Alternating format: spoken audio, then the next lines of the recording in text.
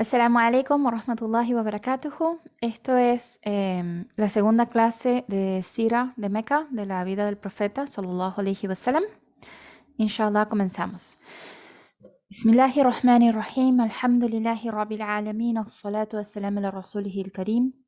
Rabbi shrah li sadri wa yassir li amri wahlul 'uqdatan min lisani yafqahu qawli. Estamos en la segunda parte de la vida del profeta. Y en la clase anterior estuvimos viendo un poco sobre el mundo, no el mundo completo, sino más bien los países que están alrededor de la península arábica, la situación de esos países, de esa zona, ¿ok? De esos imperios que bordeaban con la península arábica y de las religiones que se practicaban mayormente en esas zonas.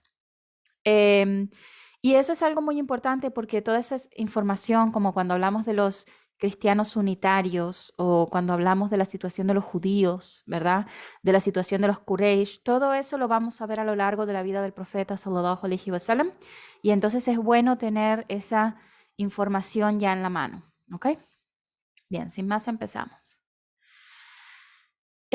Sobre el nacimiento del profeta sallallahu alaihi wasallam, varios sabios musulmanes dicen que el que el profeta haya sido enviado es una respuesta a un dua que hicieron el profeta Ibrahim y el profeta Ismail cuando terminaron de construir la Kaaba, que dijeron: Señor nuestro, haz surgir de entre nuestra descendencia un mensajero que les recite tus palabras y les enseñe el libro y la sabiduría y los purifique. Tú eres el poderoso, el sabio.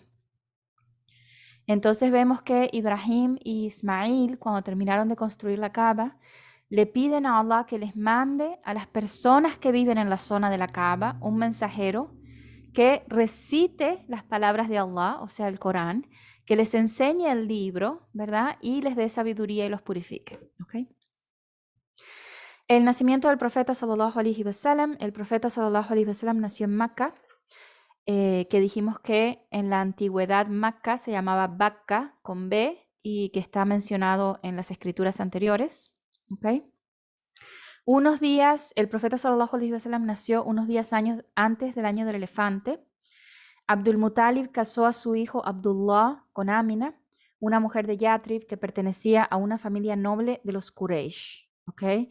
Yathrib es lo que hoy en día llamamos Medina, esta ciudad que está acá. Y el profeta nació acá en Meca. ¿Ok? Entonces, Amina era originalmente de Yathrib o de Medina, y el padre del profeta, sallallahu alaihi wasallam, Abdullah era de Meca. ¿Ok? Pocos días después del matrimonio, Abdul Muttalib envió a su hijo Abdullah a cargo de una caravana de mercadeo que iba hacia Shams.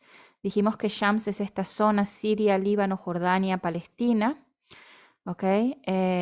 Y Abdul Muttalib envía a Abdullah pocos días después de su boda con Amina a una caravana de mercadeo, de comercio, hacia Shams. ¿Ok? Cuando Abdullah va regresando de este viaje de negocios, podríamos decir, cae enfermo, para en Medina y muere en Medina. ¿Ok? Entonces, básicamente Amina y Abdullah estuvieron casados por unos días. En esos días, en ese tiempo que estuvieron juntos, Amina queda embarazada. Abdullah se va de un viaje de negocios, nunca regresa de ese viaje de negocios, muere en el camino. Y Amina queda embarazada básicamente sola, y el niño queda huérfano, o sea, queda sin padre. ¿Okay?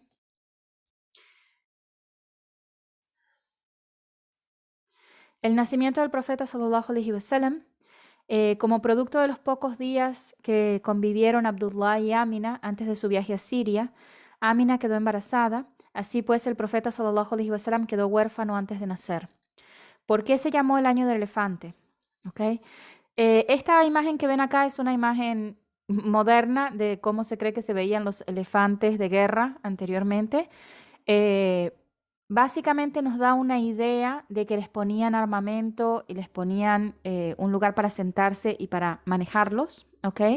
Pero no es 100% el mismo elefante, obviamente, de la historia del elefante, pero más o menos nos da la idea de lo que eran los elefantes de guerra, ¿ok? Y sabemos que, voy a volver un momento a a la pantalla que tiene el mapa. Sabemos que Abraham e Ismael, ¿verdad? Construyeron la Kaaba, ¿ok? Acá en Meca. Tras la muerte de Abraham e Ismael, las primeras generaciones, los primeros descendientes, fueron creyentes en la religión de Abraham e Ismael y obviamente tenían la Kaaba, hacían peregrinaje alrededor de la Kaaba, ¿ok? Mientras las generaciones fueron pasando, más personas de la península arábica empezaron a atender a la Kaaba para hacer su peregrinación religiosa, ¿ok? De lo largo de toda la península arábica, ¿ok? Y eventualmente, mientras las generaciones fueron pasando también, se empezaron a introducir en la Kaaba ídolos, ¿ok? Estos ídolos, los Quraysh, como vimos en la clase anterior, no pensaban que tenían la misma posición de Dios o de Allah, sino que ellos pensaban que eran intermediarios entre ellos y Allah, ¿ok? Y empezaron a traer estos ídolos, estas estatuas y a ponerlas en la Kaaba, ¿ok? Había mucha cantidad de ídolos en la Kaaba estaba llena de ídolos y de hecho estaba como sobreentendido que cualquier persona que viniera a hacer un peregrinaje religioso podía traer su propio ídolo que utilizaran en su cultura, en su país, el ídolo que ellos creyeran. Y los Quraysh también vendían ídolos como forma de mercadeo con los turistas, ¿verdad? De comercio con los turistas, para que las personas pudieran dejar su ídolo en la Kaaba. O sea que todo esto terminó convirtiéndose, pasó de ser un acto religioso a ser un acto más bien de turismo, ¿verdad? Era más bien un asunto de turismo, de que vengan más turistas, de que traigan más dinero a la ciudad, de que vengan a hacer comercio con nosotros acá a la ciudad, que nos compren cosas cuando viajan, ¿verdad? Entonces, por eso se convirtió más en un asunto económico que en un asunto religioso, ¿ok? Y obviamente todo lo que afecta económicamente a una sociedad afecta políticamente a esa sociedad también. O sea que se convirtió en un asunto político-económico, esto del peregrinaje a la Kaaba. ¿Ok? Había un rey en Yemen, Yemen está acá abajo, ¿ok? Era un rey cristiano y sabemos que Yemen siempre desde la antigüedad ha tenido buenas relaciones con lo que era Habasha, que es hoy en día Eritrea, Etiopía, acá abajo. Esto es una zona muy importante en lo que es la Sira del Profeta. La vamos a ver una y otra vez, Habasha, ¿ok? Fíjense que hay un estrecho pequeño de mar entre Yemen y Habasha, lo que era Habasha antes, que es hoy en día Eritrea, Etiopía, Djibouti, ¿verdad? Y por eso tenían buenas relaciones. Habasha era un lugar cristiano, un lugar de mayoría cristiana, el rey de Habasha era cristiano y siempre habían tenido buenas relaciones con Yemen. Entonces, obviamente, Yemen eventualmente era, por un tiempo, fue de mayoría cristiana, o por lo menos el rey de Yemen era cristiano también. Este rey de Yemen, que se llamaba Abraha, quería que ese turismo religioso que iba a Meca fuera a su país, ¿ok? Entonces él construyó o ordenó la construcción de esta gran iglesia en Yemen, que estaba decorada con oro, con joyas, con perlas, etcétera, para que tratar de atraer ese turismo religioso a que empezaran a ir a Yemen, ¿ok? Que fueran a Yemen en vez de ir a Meca. Obviamente las personas de la península arábica por siglos han estado haciendo sus peregrinaciones a la Meca. A alguien no le gustó la idea de lo que estaban haciendo en Yemen y una noche desecraron desecraron la iglesia en Yemen, ¿ok? O sea, em, la vandalizaron, ¿ok? Cuando el rey se despierta en la mañana y ve lo que le pasó a su iglesia, él ordena que un ejército salga a destruir la Kaaba. Él dijo, si me hicieron esto a mi iglesia, que no se sabe quién lo hizo, no necesariamente fue alguien que estaba relacionado con la Kaaba, pero él en su ira, en su enojo de que le habían destruido lo que él había construido, salió con un ejército a destruir la Kaaba. Entonces sale con su ejército desde Yemen, de camino a la Kaaba, ¿ok? Y con un ejército de elefantes. Algunos reportes dicen el ejército tenía varios elefantes, otros dicen tenía un solo elefante. Allahu alam, ¿ok? ¿Por qué en Yemen tenían elefantes cuando los elefantes no son comunes en la península arábica? Por esa relación que tenían por mucho tiempo con África, con Habasha. ¿Ok? Entonces, obviamente, los elefantes llegaron a la península arábica a través de esa conexión que tenía Yemen con Habasha. ¿Ok? Y eran elefantes entrenados para la guerra. Y tener un elefante en ese momento era el equivalente a tener un tanque de guerra en este momento, ¿ok? Imagínense un elefante en la mitad de una guerra, aplasta a todo el mundo corriendo, ¿verdad? Y son elefantes que estaban entrenados a hacer eso, entrenados a matar, entrenados a aplastar todo, ¿ok? Entonces, Abraha sale con su ejército de elefantes a destruir la Kaaba y las personas de Meca, cuando escuchan que este ejército, este gran ejército con elefantes viene a destruir la Kaaba, saben que no pueden pelear contra ese ejército y lo que hacen es que se van a las montañas que están alrededor de Meca. Meca es un valle, ¿ok? Entonces está rodeado de montañas. Entonces las personas huyen de Meca y se van hacia las montañas y dejan la Kaaba vacía, ¿ok? Abraha llega a Meca, su ejército toma un grupo de animales, creo que fueron camellos, ¿verdad? Que encontraron en las afueras de Meca, que le pertenecía a Abdul Muttalib, el abuelo del profeta, sallallahu alaihi wasallam. Y acampan en las afueras de Meca y mandan a llamar al líder de Meca para que venga a hablar con ellos. Entonces Abdul Muttalib, el abuelo del profeta, que era uno de los líderes más altos de los Quraysh, va a hablar con Abraha. Cuando llega a hablar con Abraha, le dice, he venido a pedirte que me devuelvas mis camellos, los que me robaron, básicamente. Y Abraha se ríe y le dice, yo estoy viniendo a destruir tu lugar sagrado, tu Kaaba, y tú me vienes a hablar a mí de camellos, ¿verdad? Como burlándose, como diciendo, no tiene sentido lo que me estás pidiendo, ¿verdad? Y Abdul Muttalib le dice algo muy interesante. Abdul Muttalib le dice, yo soy el dueño o el señor de los camellos, ¿verdad? Y ellos son mi responsabilidad, así que yo los estoy protegiendo y quiero que me los devuelvas. El señor de la Kaaba se encargará de proteger la Kaaba. O sea, Allah se va a encargar de proteger la Kaaba. Yo me encargo de proteger lo que es mío, que son los animales, ¿ok?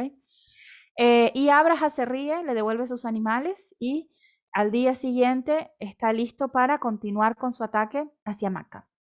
¿Okay? Cuando van de camino a Meca, el elefante principal, el que lideraba al ejército, cuando están llegando, cuando están en las afueras de Meca, el elefante se sienta y no avanza más. Entonces ellos tratan, le pegan, lo alan, le tratan de hacer todo para que se pare y camine, el elefante no se mueve. Cuando ellos le hacen creer como que se van a regresar a Yemen, o sea, cuando lo estaban haciendo caminar de camino a la Kaaba, el elefante no se paraba, ¿ok? Cuando ellos le voltean la cabeza como haciéndole creer que se están regresando hacia Yemen, el elefante se para y empieza a caminar. Entonces ellos lo quieren hacer como una trampa y cuando él empieza a caminar, voltearlo otra vez y dirigirlo hacia la Kaaba, el elefante se sienta otra vez, ¿ok? Esto pasa varias veces y cuando están con esa lucha con el elefante, el, el cielo se llena de una manada de pájaros. Estos pájaros tienen en sus garras y en su pico unas piedritas hechas de arcilla, ¿ok? Esta manada de pájaros pasa por arriba del ejército, tirando las piedras de arcilla en el ejército, haciendo como el efecto de balas, porque son unas piedras de arcilla tiradas con mucha fuerza desde el aire, caían en el ejército como lo que son un equivalente a balas hoy en día, ¿ok? Todo el ejército terminó muerto. El que no murió en el momento se regresó a Yemen y murió de las heridas, pero todo el ejército murió, ¿ok? Entonces, esto se llama el año del elefante, ¿ok? ¿Por qué? Por el evento que sucedió con el elefante y cómo Allah subhanahu wa ta'ala protegió la Kaaba, ¿ok? Esto está reportado en la sura 100...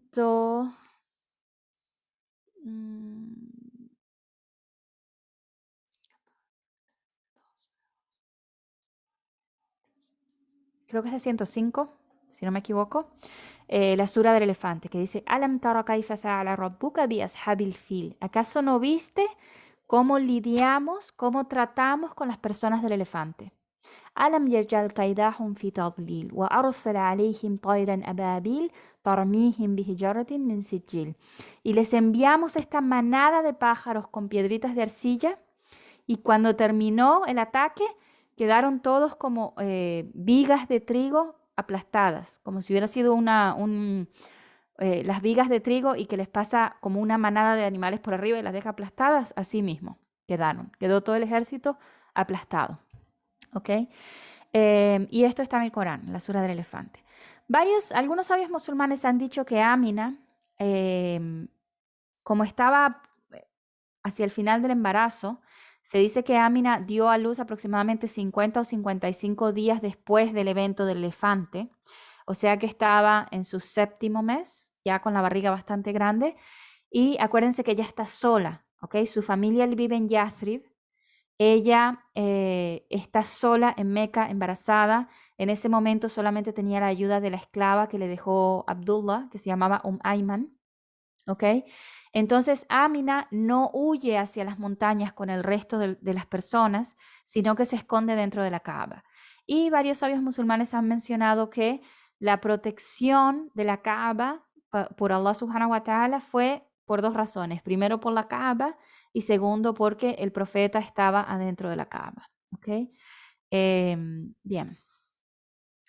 Amina dio a luz aproximadamente 50 o 55 días después del evento del elefante. Abdul Muttalib nombró al bebé Muhammad, un nombre que nunca antes se había utilizado en su cultura.